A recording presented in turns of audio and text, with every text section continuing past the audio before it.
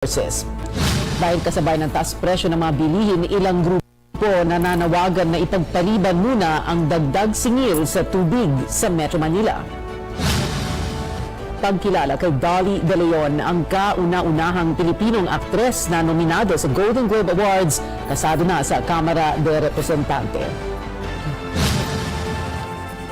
May mga pag-albuto nga ba sa armed forces? Yan ang tinalakay sa pagdinig ng Senado tungkol sa AFP Fixed Term Law. Alamin natin ang detalye mula kay Amor. Amor? Pia, kinumpirma ng bagong Defense Secretary na si Carlito Galvez na may mga grumblings nga or in his own words, mga reklamo o tampo mula sa mga opisyal ng armed forces. Pero nilinaw niya, hindi yan magkaiba or hindi magkaiba yung pahayag niya ngayon doon sa naging pahayag niya nung nakaraang linggo na walang unrest sa military. Dahil totoo raw, wala naman daw talagang mga tangkang kudeta. Iginiit din ni AFP Chief General Andres Centino na in control siya sa mga pangyayari at nagkaroon ng smooth transition kahit na ikinagulat ng marami ang pagbabalik niya sa pwesto. Sa pagdinig ng Senado, sinabi ni Galvez na maganda ang layunin ng fixed term law na wakasan ng revolving door policy sa sandatahang lakas. Pero malaki raw ang impact nito lalo na sa 135,000 na enlisted personnel. Yung effect din, sir, yung unintended consequences po ng consequences ng ating retirement law, talagang it gravely affected the moral kasi nakita nila na mayroon pong makita po natin na ang affected is yung 90, 91, 92, 93, 94, hindi sila makaangat. Kasi yung nagkakaedad na sila, in our case, nag-brigade commander ako 49, sila nag-51, 52 na, hindi pa sila nagbe-brigade. So medyo apektado po yung kanilang career. Ang gusto lang daw ng AFP personnel, sense of fairness at i-level ang playing field. Masusolusyonan daw ito kung aamyendahan ng Republic Act 11709. Sa panukala ng Armed Forces, Chief of Staff na lang ang magkakaroon ng fixed term na 3 taon habang ang ilang matataas na opisyal 2 years lang tulad ng Commanding Generals ng Army at Air Force at Flag Officer in Command ng Navy. Susundin daw ito ng Senate Committee on Defense ayon sa chairperson na si Senador Jinggoy Estrada dahil naniniwala ito sa expertise ng AFP. Anya, ito ang una at huling committee hearing tungkol dyan. Ibig sabihin, pwede niyang sponsor ang bill sa pagbabalik ng session next week. Pasado na yan sa Kamara noong Disyembre matapos i-certify as urgent ni Pangulong Marcos. Pia? Amor, sabi nga ni Senate President Mig Zubiri na hell-bent, ibig sabihin determinado ang Senado na ipasa ang amendments. No? May target date ba sila? Yes, Pia, sabi ni Senador Jinggoy Estrada, target nilang maipasa yan on third and final reading bago mag-adjourn muli ang Senado sa Marso. And yan din actually yung target ng AFP at ng DND. Gusto nilang manormalize daw ang sitwasyon within this first quarter of the year. Pia. Amor Santos nagulat ng live mula Senado. Arestado ang isang police anti-drug operative sa Santa Cruz, Manila. Nahuli si Police Staff Sergeant Ed Dyson Banaag sa isang buy-bust operation kagabi. Ayon sa mga otoridad, sinubukan pa niyan tumakas gamit ang kanyang motorsiklo pero nabigo ito matapos sumemplang. Nakumpiska mula kay Banaag ang 25 gramo ng hininalang shabu na nagkakalaga ng 170,000 pesos. Ayon sa PNP, matagal na ring binabantayan si Banaag na naka-assign sa Drug Enforcement Group main office sa Camp Crame. Ang pagkahuli kay Staff Sergeant Banaag ay parte pa rin ng ating isinasagawang internal cleansing sa PNP. Maliwanag naman ang sinabi ng ating Chief PNP. Ang ating mga kasamahan na hindi magbabago at patuloy na i-engage yung sarili nila sa illegal drug activities ay aming huhulihin, kakasuhan at ikukulong. Kasama nito ang pag-dismiss sa serbisyo sa lalong madaling panahon. 2 pulis na nakabihis sibilyan din ang naaresto para sa obstruction of justice. Nakialam umano ang mga ito habang nag-iimbentaryo at nag-iimbestiga ang operating unit. Kinalaunay napag-alamang dati silang mga kasamahan ni Banaag sa Criminal Investigation and Detection Group o CIDG. Hindi ito ang unang beses na may police anti-drug operative na nahuli. Oktubre noong nakaraang taon, isang miyembro rin ng PIDEG, Special Operations Unit, ang nahulihan ng shabu na nagkakalaga ng 13.6 million pesos sa Quiapo, Manila. Samantala, iniimbestigahan na ng pulisyang ilang araw na pagkawala ng 2 peace advocates sa Cebu City. Una nang sinabi ng pamilya ng development workers na sina Diane Gumanaw at Armand Dayoha na sapilitan silang dinukot at pinasok sa van ng mga di pa nakikilalang lalaki. May lumabas din sa social media na video na umano'y pagkuha sa dalawa. Lunes ng umaga nang makita ang dalawa na nasa maayos na kondisyon sa isang resort sa Carmen, Cebu.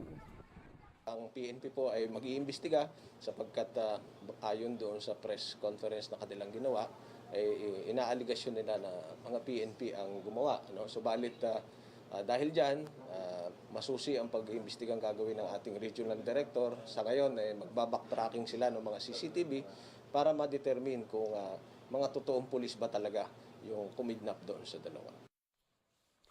Para naman sa Human Rights Watchdog ng karapatan, nakakabahala ang nangyari para sa iba pang mga miyembro ng cause-oriented groups.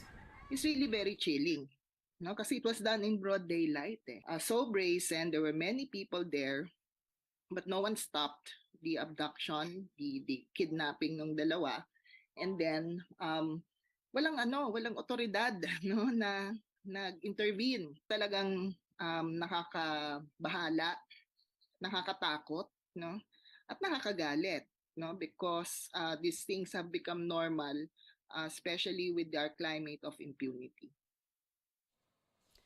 Si Gumanaw ay coordinator ng Alliance of Concerned Teachers Cebu at si Dayoha naman ay nagsilbing volunteer worker ng Alliance of Health Workers sa Cebu rin. Tingnan naman natin ang lagay ng panahon. Inaasahan ang pag-ulan sa Luzon at ilang bahagi ng Visayas at Mindanao. Kalat-kalat na pag-ulan din ang mararanasan sa Surigao del Norte, Dinagat Islands, Eastern Visayas, Bicol Region, Quezon at Calayan Islands. Dulot ito ng isa sa dalawang low-pressure area sa bansa at isa pang weather system. Pag-ulan din ang inaasahan sa Apayao, Cagayan Valley at Aurora, bunsod ng Amihan. Posible ang pagbaha at pagguho ng lupa sa mga lugar na ito. At mahinang ulan naman ang mararanasan sa mga natitirang parte ng Luzon kasama ang Metro Manila.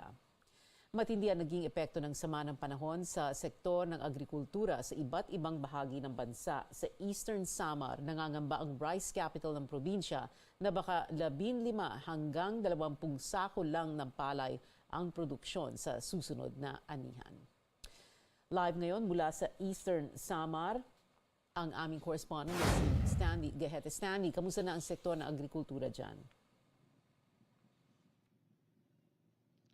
Pia, nagtungo tayo nga sa bayan ng Dolores, ang itinuturing na rice capital ng probinsya ng Eastern Samar. At ayon nga sa Municipal Agriculture Office, hindi na nga raw sila makakapag-produce ng humigit sa 100 kaban ng palay sa darating na anihan sa Marso at Abril. Ito ay dahil nga sa pinsalang dulot ng malakas na pag-ulan nitong nakaraang linggo at dagdag pa ng mga opisyal. Ito na raw ang maituturing na pinakamalalang unos na tumama sa sektor ng agrikultura sa loob ng 10 taon. Ayon sa pinakahuling ulat ng MDRRMO, umabot na sa halos 37 million pesos ang halaga ng pinsala sa agrikultura dito sa Dolores. Nasa 2,600 hectares ng palayan ang napinsala ng masamang panahon at naapektuhan ng higit 2,000 magsasaka. Hindi pa kasama rito ang naging epekto sa root crops at ilan pang agriculture products. Nagpulong na ang mga opisyal ng Municipal Agriculture Office at Regional Office tungkol sa pamimigay ng libreng binhi at pataba sa mga magsasaka. Pero dahil tumaas na rin ang presyo ng mga pataba, inaasahan nila na mas kaunti ang maibibigay sa mga magsasaka. Yung flooding ba, yung bagyo talaga about almost 24 hours lang. Tapos nagsusubside dito, hindi nagsusubside ng tubig. Continuous flooded yung rice field. Sa research, yung mga bases, talaga yung palay, kung mag-submergence 3 araw, wala na yan eh. Kasi imagine 11 days. Kailangan namin talaga. Kung mabuti kami yung hihingi ng tulong sa inyo, kung mabuti may paabot sa amin dito sa this month, January. Samantala, problema naman sa edukasyon ang hinaharap ng mga nakatira sa matataas na lugar sa Borongan City. Maraming mga lugar ang na-isolate kapag may landslide at matinding pagbaha, kaya nasususpindi ang mga klase lalo't madalas ay ang mga guro ang dumarayo sa mga liblib na lugar. Ang mga residente hindi naman maiwanan ang lugar dahil wala silang ibang malilipatan. Dapat taga rito kasi pag may flood, pag yung yung tulay submerged na, hindi talaga makatawid yung mga teachers. So tulad noon, since January 4, we cannot reach the station. So the learners, kawawa naman sila. Nakakapagod nga po mag-evacuate kasi mababa yung bahay namin eh. Ay kasi dito yung hanap buhay namin, dito kami na lumaki talaga.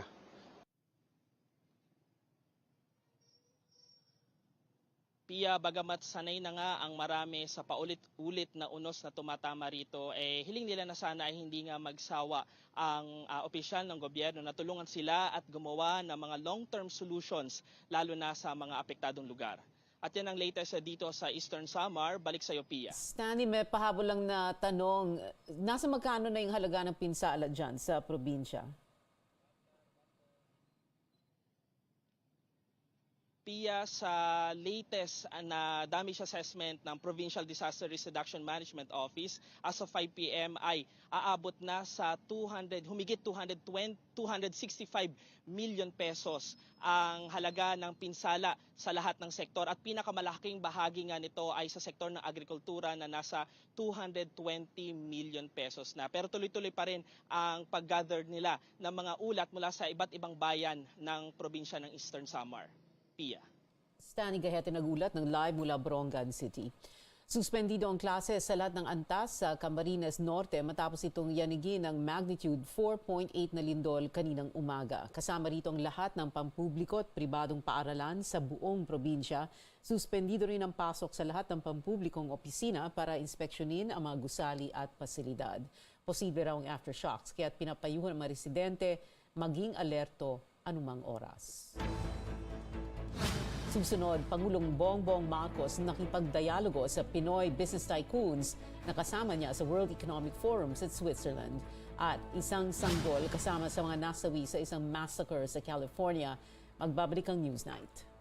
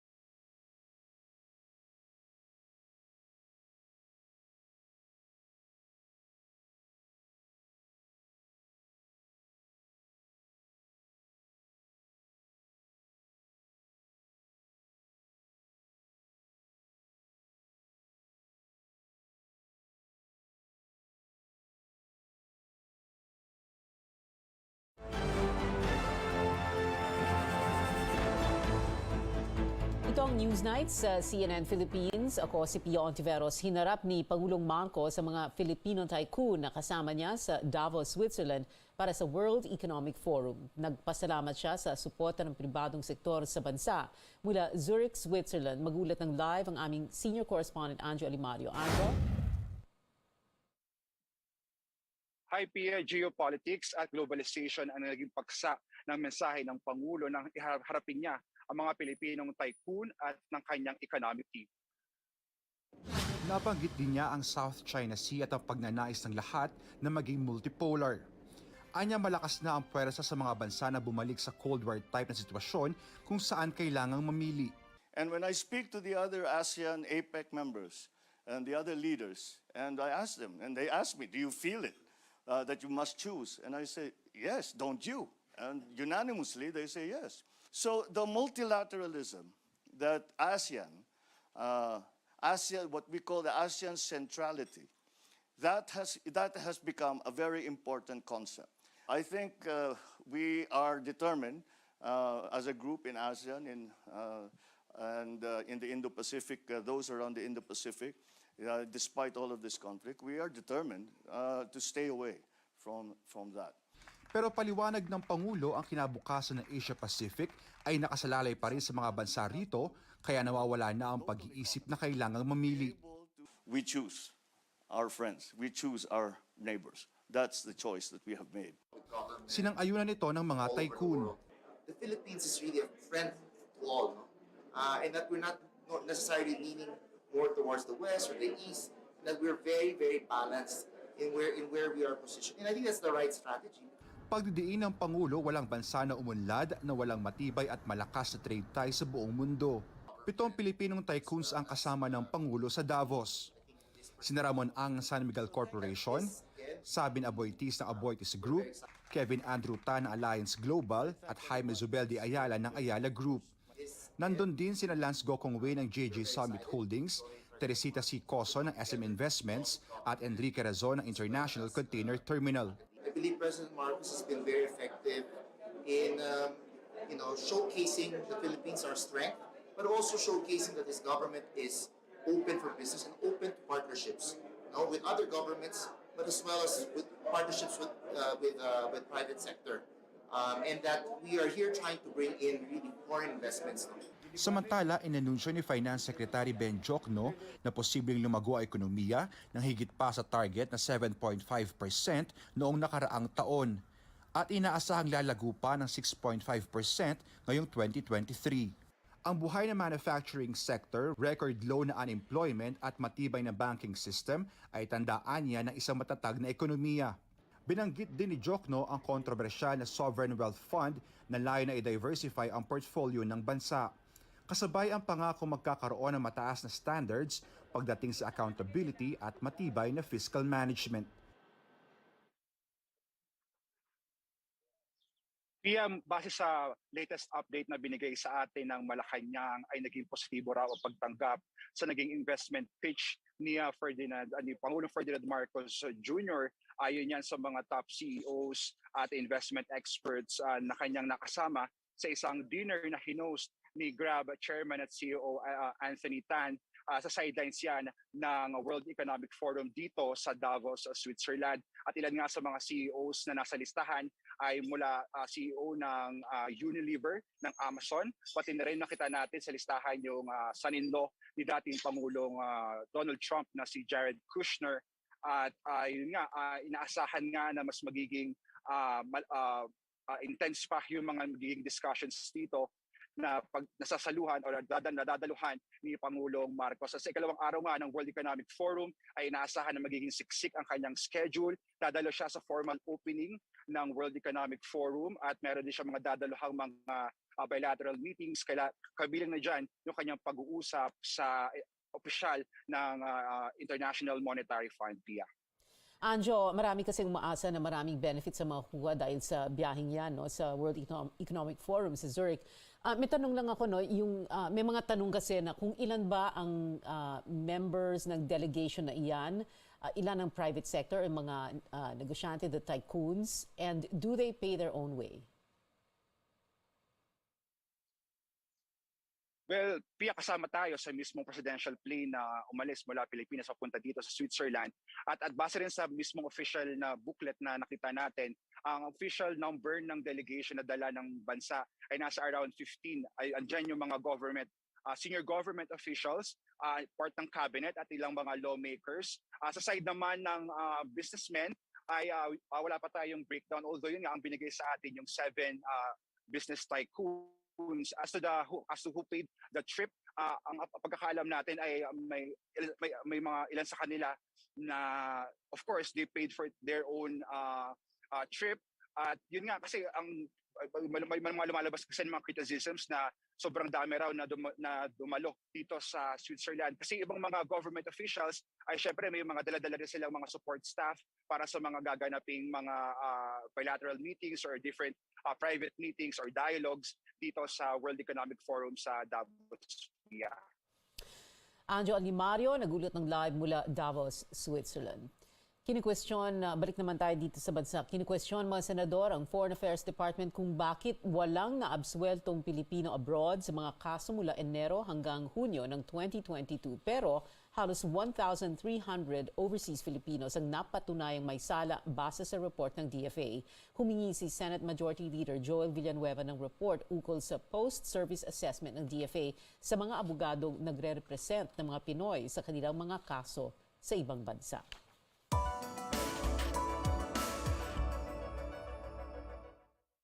Balita sa ibayong dagat, 6 ang patay sa isang gang-related shooting sa isang bahay sa Tulare County sa California, sa US state of California.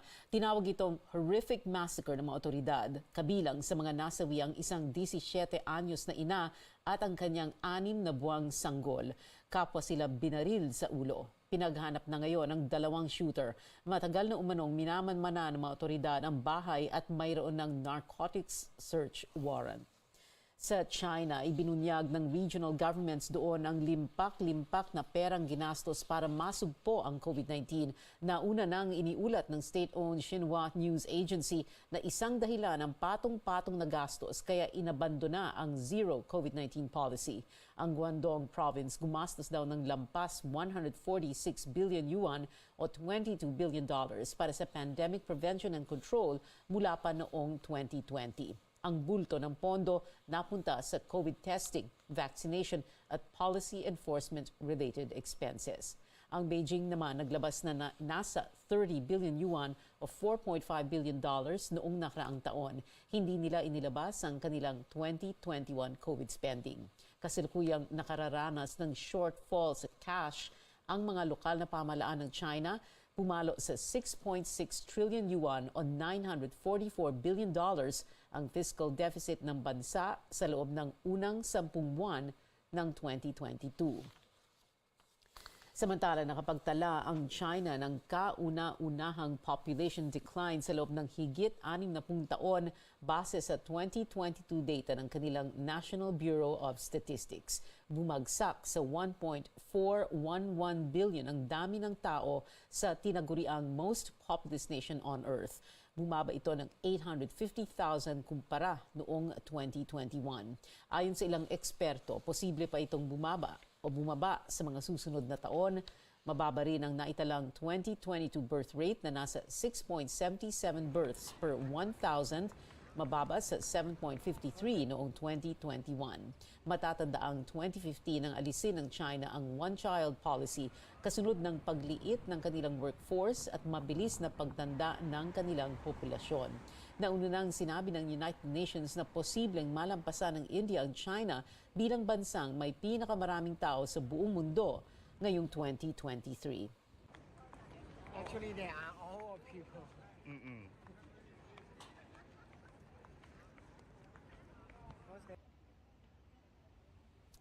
Sa Siberia, pumalo na sa minus 50 degrees Celsius ang temperatura na tinuguri ang world's coldest city. Kanya-kanyang diskarte ang mga residente ng Yakutsk City para labanan ang nakangangatog na lamig. Kung magdamit daw sila parang repolyo, patong-patong na scarf, gloves at hoods. Nasa 1 million ang residente ng Yakutsk at pinakamalamig doon kapag Enero. Abangan, trending na naman si actress TV host Alex Gonzaga dahil sa nangyari sa kanyang birthday party. At sa basketball, mukhang magtatagal pa si PBA Commissioner's Cup Finals MVP Kristen Stand Hardinger sa Barangay Ginebra, San Miguel. Ang detalye mamaya dito sa Newsnight.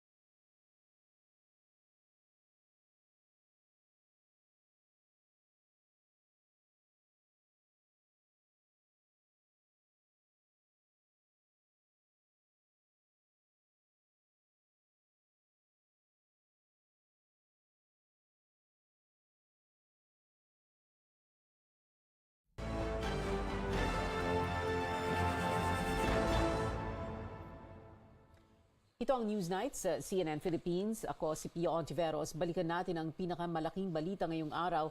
Tinalakay sa pagdinig sa Senadong umano'y pag-alburuto sa Armed Forces tungkol sa AFP Fixed Term Law. Kinumpirma ng bagong Defense Secretary na si Carlito Calves na may mga grumblings nga o anya mga reklamo o tampo mula sa mga opisyal ng Armed Forces. Pero nilinaw niya hindi ito kontra sa pahayag niya noong nakarang linggo na walang unrest sa military dahil totoong wala raw mga tangkang kudeta.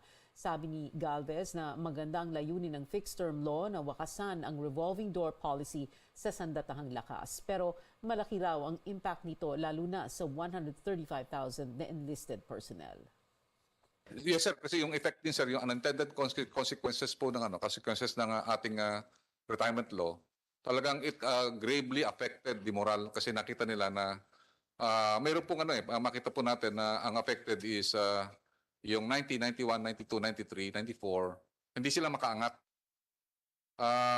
Kasi yung nagkakaedad na sir sila, in our case, nag-brigade commander ako 49, sila nag-51, 52 na, hindi pa sila nagbe-brigade.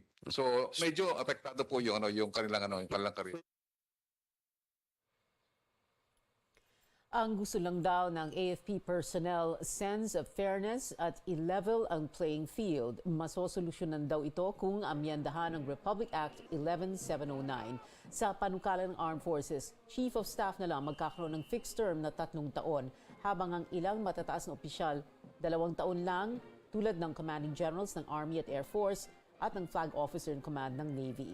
Susundin daw ito ng Senate Committee on Defense ayon sa chairperson na si Senador Jinggoy Estrada. Anya, ito ang una't huling committee hearing tungkol dyan. Ibig sabihin, pwede niyang isponsor ang bill sa pagbabalik ng session next week. Pasado na ang panukala sa Kamara noong Disyembre matapos i-certify as urgent ni Pangulong Marcos. Babala na sensitibo itong ulat sa gitna ng dumaraming issue sa sektor ng agrikultura. Inilahad ng isang grupo na nagpatiwakal ang 5 magsasaka sa Bayambang, Pangasinan. Ayon sa grupong Young Farmers Challenge Club, umabot sa milyon ang inutang ng isa sa mga nagpakamatay noong nakaraang taon dahil sa harabas o army worm na sumira sa kanilang tanim. Dagdag nila, kailangang agahan pa ang pang-ani ngayong taon dahil magkakaroon ng importasyon ng higit 21,000 metric tons ng sibuyas. Para naman kay House Deputy Minority Leader Franz Castro, dapat may buwis para sa mga napakayaman tulad ng traders na binibili ang ani sa murang halaga at binibenta ito sa mahal na presyo. Anya, dahil sa mga trader at kartel, may mga magsasakang napipilitang ibenta ang kanilang lupa pambayad utang.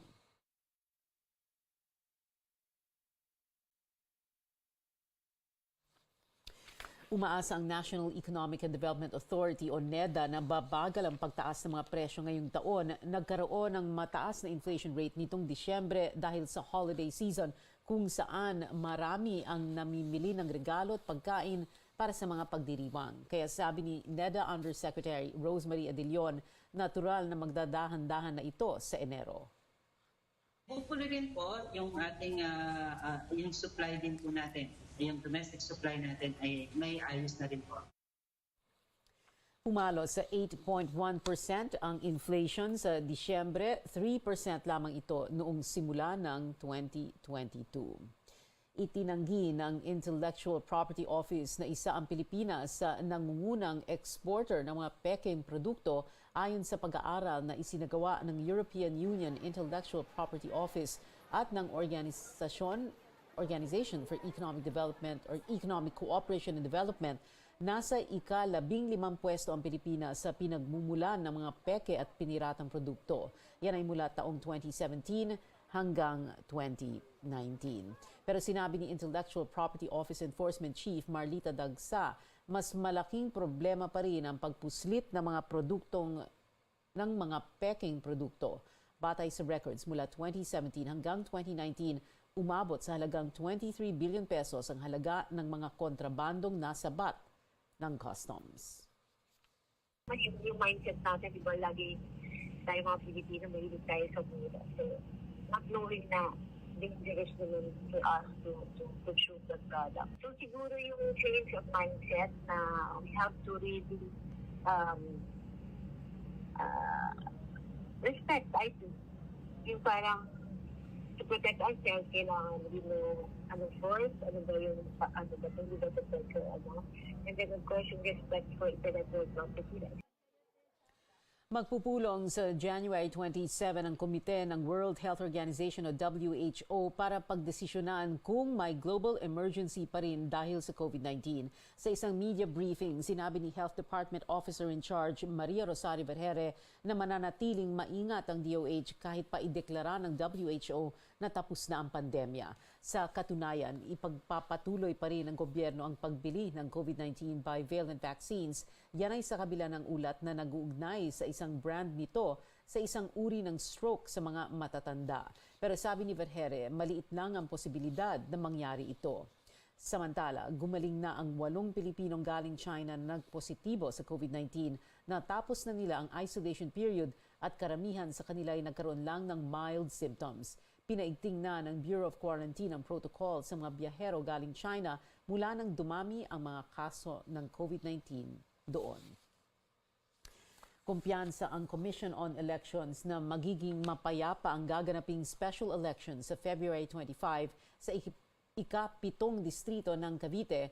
Yan ang sinabi ni COMELEC Chairman George Garcia sa isinasagawang Special Elections Joint Security Command Conference ngayong araw. Automated ang gagawing bilangan at canvassing ng mga boto. Nagsimula noong January 11 ang pag-imprenta ng mga balota at inaasang matatapos ito ngayong linggo. Magde-deploy naman ng nasa 3,000 personnel mula sa hanay ng Kapulisan, Coast Guard at Philippine Army para sa seguridad. Magpapatupad din ang gun ban simula January 26 hanggang March 12. 4 ang maglalaban-laban sa posisyon na nabakante ni Jesus Boying Remulla na itinalaga ng Pangulo bilang Justice Secretary noong Mayo ng nakaraang taon. Nanawagan ang ilang grupo na ipagpaliban muna ang dagdag singil sa tubig sa Metro Manila dahil sasabay ito sa mataas na presyo ng mga bilihin at iba pang bayarin. Pero paliwanag ng MWSS at isang water concessionaire, kailangan magtaas ng singil para masiguro ang sapat na supply ng tubig at magandang serbisyo sa mga consumer. May ulat si Senior Correspondent George Cahiles. Nag-aalala si Nene Arabi sa magiging bill niya sa tubig ngayong katapusan ng Enero. Dahil nagtaas na ng singil simula ngayong buwan, wala naman daw silang magagawa kahit pahirap silang makaagapay sa pagtaas ng iba pang mga bilihin. Kaya pabor siya sa panawagang ipagpaliban muna ang paniningil ng mas mataas na bayarin sa tubig. Dapat lang kasi ang hirap ng buhay ngayon, ang sibuyas nga sobrang mahal. Hindi na nga kami nagsisibuyas. Tubig pa kaya, ano ba yan? Hindi naman pwede walang ligo. Tataas ng nasa higit 8 piso kada cubic meter ang singil ng Manila Water at higit 3 piso naman sa Maynilad ngayong 2023. At masusundan pa yan ng dagdag pagtaas sa mga susunod na taon. Kaya naman sa isang resolusyon sa Kamara na inihain ng Makabayan Block, hinihingi nitong ipagpaliban muna ang mas mataas na paniningil. Tinukoy ng mga kongresista ang mataas na inflation rate noong Disyembre at di umano'y kapalpakan ng concessionaires gaya ng water service interruption sa ilang mga lugar. Pero paliwanag ng Metropolitan Waterworks and Sewerage System o MWSS, dati nang sinuspende ang taas singil sa tubig simula 2020 hanggang 2022. If we defer these tariff tranches and considering that they were not able to adjust their water rates in the previous years, we're not just talking about just 1 year, we're talking about years, it might have an effect on their service deliveries. So they might have a problem providing the proper service to the consumers. So that's what we want to avoid. The increase that at least we have on the East Zone is equivalent to 1 SMS a day. So if we can see ourselves, spending a little less on our, social media, for the sake of ensuring that we have sustainable, reliable, adequate water supply, I think that's good for all of us. Hinggil sa mataas na kawalan ng tubig sa ilang lugar, sabi ng MWSS, papatawa na nila ng penalty ang Maynilad sa mga problemang nangyari sa Southern Metro Manila noong Disyembre.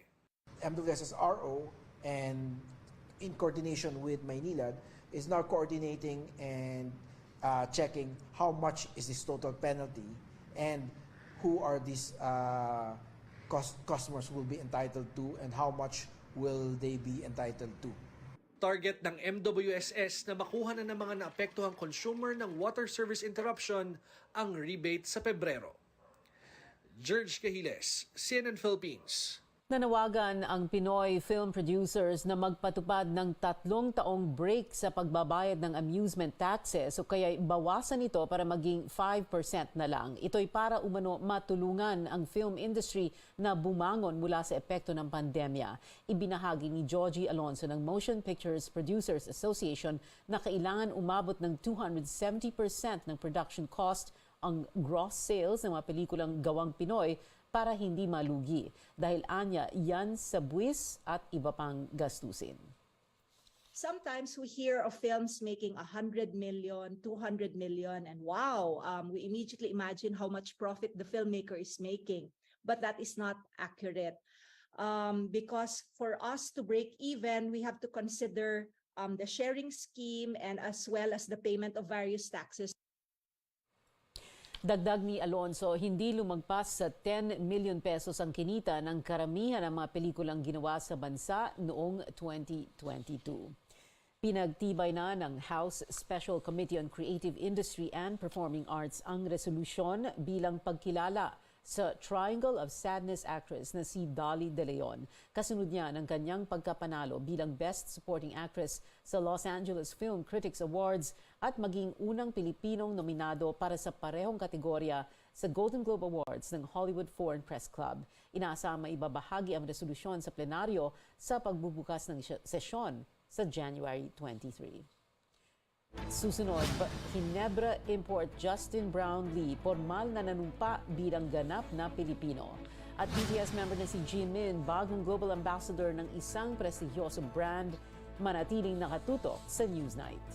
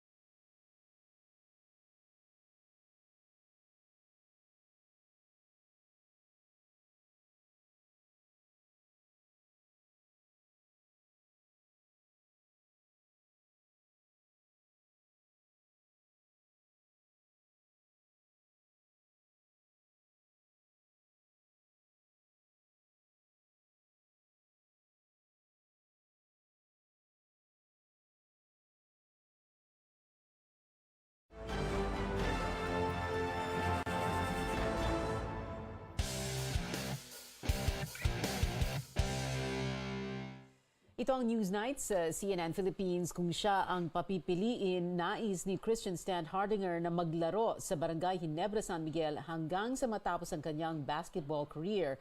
Malaki ang papel na ginampanan ng 6'8" forward sa Commissioner's Cup Championship run ng Ginebra matapos magsilbing defensive anchor sa finals laban sa Bay Area Dragons. Dahil dito siya ang kinilalang PBA Finals Most Valuable Player. Pag-amin ng 34-year-old Filipino-German cager, utang niya ang tagumpay niya kay kina San Miguel Corporation President at CEO Ramon Ang at Barangay Ginebra Team Governor Al Francis Chua. Well, if I have a choice as a professional basketball player, I would like to be where Boss Al is, where Boss RSA is, because they have stuck with me through the ups and downs of my career. I don't know how long I will still play. You know, I'm getting older. I'm feeling young. I'm feeling the mileage on my body. So Yeah. so I'm truly not sure how long I will still play basketball. But as long as, but I'm happy where I am right now, and I'm happy where we are as the team, winning the championship. So everything is okay.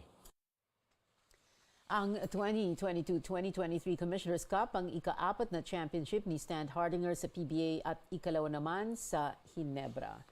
Mula sa pagiging kabarangay, isa ng kabayan ngayon si Barangay Ginebra San Miguel resident import Justin Brownlee sa pangangasiwa ni Senator Francis Tolentino. Nanumpa ang 34-year-old Cager ng katapatan sa Republika ng Pilipinas kahapon sa Senado. Nangyari yan ilang oras lamang matapos niyang pangunahan ng Ginebra kontra Bay Area Dragons sa Game 7 noong linggo para makuha ang Commissioner's Cup title. Kaya naman ang tawag na ng iba sa kanya, Justin Noy P. 2016 pa nang unang maglaro sa PBA ang American-born player at ngayon ay may 6 ng championships sa Ginebra. This experience has been unbelievable for me and such a blessing. And I'm really just thankful just being a citizen of the Philippines. You know, it means the world to me. Being a citizen, I'm going to try my best, you know, to make the people, everybody proud. You know, I've been receiving a lot of messages, people telling me how proud they are, and I just want to keep making you guys proud and do whatever I can to help the national team. I'm just very honored and just, you know, blessed to be a Filipino and represent the country in the right way. Isa sa mga siguradong natuwa sa development na ito ay ang Ginebra head coach at Philippine men's basketball team assistant coach Tim Cone. You know, he's going to play the game the right way. He's going to play the game, you know, incredibly hard for the country, and he's just going to put a great face on the whole idea of Gilas. And I think that's really what's most valuable about him. He'll be such a great representative for us, for everybody around the world that's going to watch these games coming up. So I'm real excited for him. Inaasam maglalaro si Brownlee sa 6th at final window ng FIBA Basketball World Cup Asian Qualifiers sa Pebrero at sa Southeast Asian Games sa Mayo. Katatapos lang ng PBA Commissioner's Cup pero kasado na agad ang aksyon sa Governor's Cup. Mag-umpisa ang elimination round sa linggo sa PhilSports Arena kung saan magtatapat ang Meralco Bolts at Rain or Shine Elasto Painters alas 4:30 ng hapon. Susundan niya ng bakbakang Converge Fiber Xers at Northport Batang Pier sa 6:45 p.m. Susundan niya ng sinabi ko na yan. Ang Barangay Ginebra ang defending champions ng season-ending conference matapos talunin ang Meralco sa finals 4-2 noong April 2022. Sa ibang liga naman, may bago ng regular season 50-point game leader ang Boston Celtics matapos ang 51-point explosion ni Jason Tatum kanina sa NBA. Ito ang 5th career 50-point game ng 24 anyos na si Tatum para lagpasan ang 4 ni Celtics legend Larry Bird. Sa 51 points na ito, 18 ang ibinuhos ni Tatum sa 4th period para gabayan ng Boston sa 130-118 win laban sa Charlotte Hornets. Nagdagdag din siya ng 9 rebounds at 5 assists.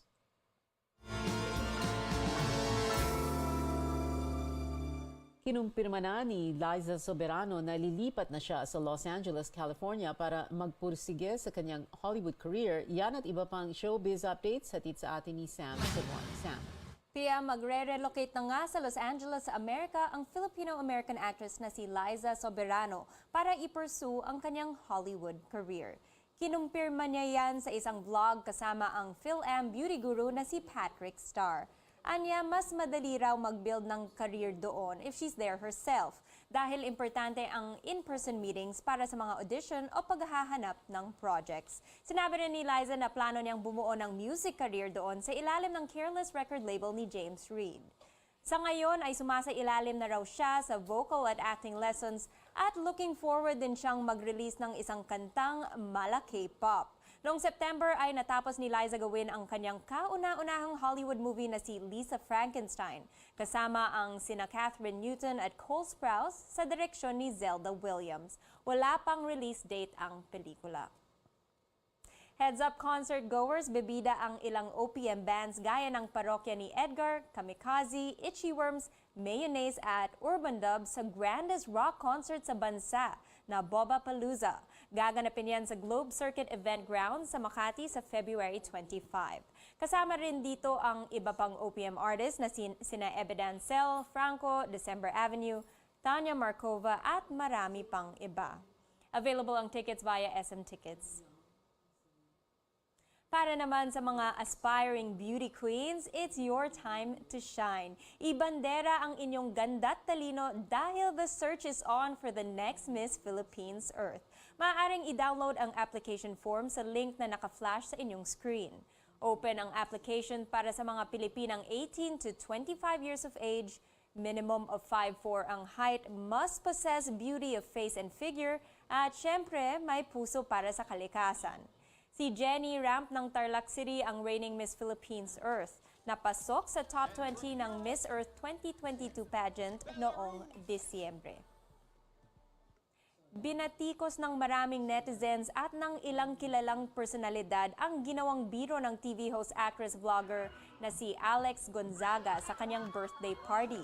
Sa viral short video, pinahira ni Alex ang isang waiter ng chocolate icing sa noo matapos hipa ng birthday girl ang kandila ng cake.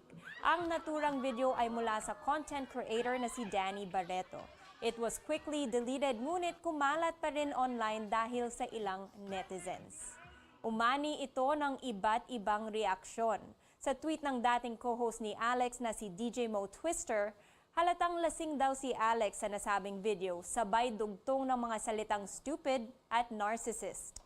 Para naman sa vlogger na si Janina Vela, ito raw ay clear imbalance ng power dynamics dahil hindi nakapagreklamo ang naturang staff. Maging ang vlogger na si Ayn Bernosay na dismaya rin sa video. Anya, yung mga jokes dapat nakakatuwa for all parties involved. Ayon naman sa internet personality na si Oliver ng Otakoyaki Soba na dating nagtrabaho sa customer service, hindi raw dapat ipahiya ang mga workers for the sake of content. Dagdag pa niya, just because you pay them does not mean you can do anything to them. Binigyang diin niya rin na bilang netizen, kapag may nakita raw tayong mali, say something. Huwag lang daw itong gawing something to make fun of. Sa ngayon, wala pang comment si Alex hinggil sa naturang issue. K-pop update naman tayo, hinirang bilang bagong ambassador ang BTS member na si Jimin ng luxury fashion brand na Dior. Masayang in-announce ito ng Dior sa kanilang Instagram account. Anila, Jimin exemplifies the timeless spirit and singularity ng naturang fashion brand. Ayon naman sa report ng isang Korean media outlet, Jimin is preparing for a solo album sa February pero wala pang confirmation from his agency tungkol dito. Matatandaan na featured din siya sa bagong kanta na Vibe ng Big Bang member na si Taeyang na inilabas noong January 13. Magbabalik on-screen ang American singer na si Jennifer Lopez kasama ang American actor na si Josh Duhamel sa romantic action comedy film na Shotgun Wedding. Tungkol ito sa character nila bilang Darcy at Tom na unfortunately na-hostage ang kanilang dream wedding. Wala silang ibang magawa kundi sagipin ang kanilang sarili at mga mahal sa buhay. Here's a sneak peek.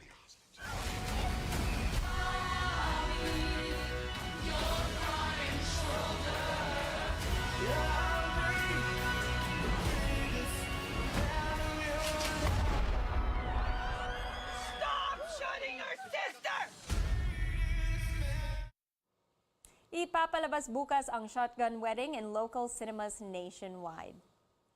From movies to television, inilabas na ng Disney ang official trailer para sa third season ng The Mandalorian. Nagbabalik ang Chilean-American actor na si Pedro Pascual para sa titular role. Sa bagong season, reunited ang Mandalorian at si Grogu, o mas kilala ng Star Wars fans na si Baby Yoda. Here's a look. There's something dangerous happening out there. And by the time it becomes big enough for you to act, it'll be too late.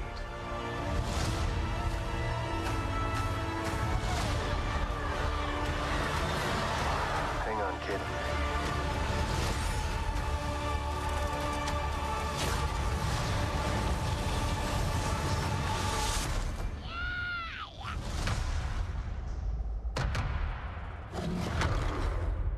This is the way.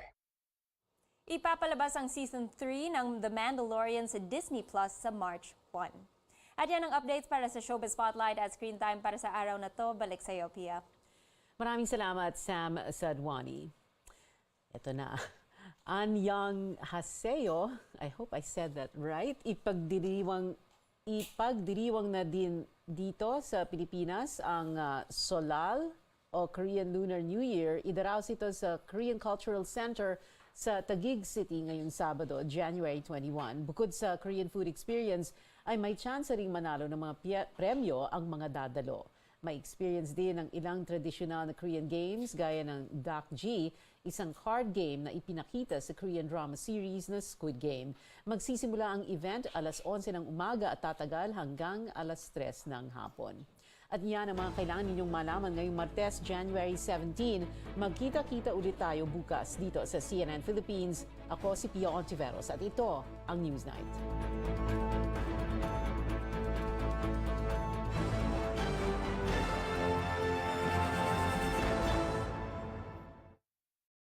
This program is brought to you by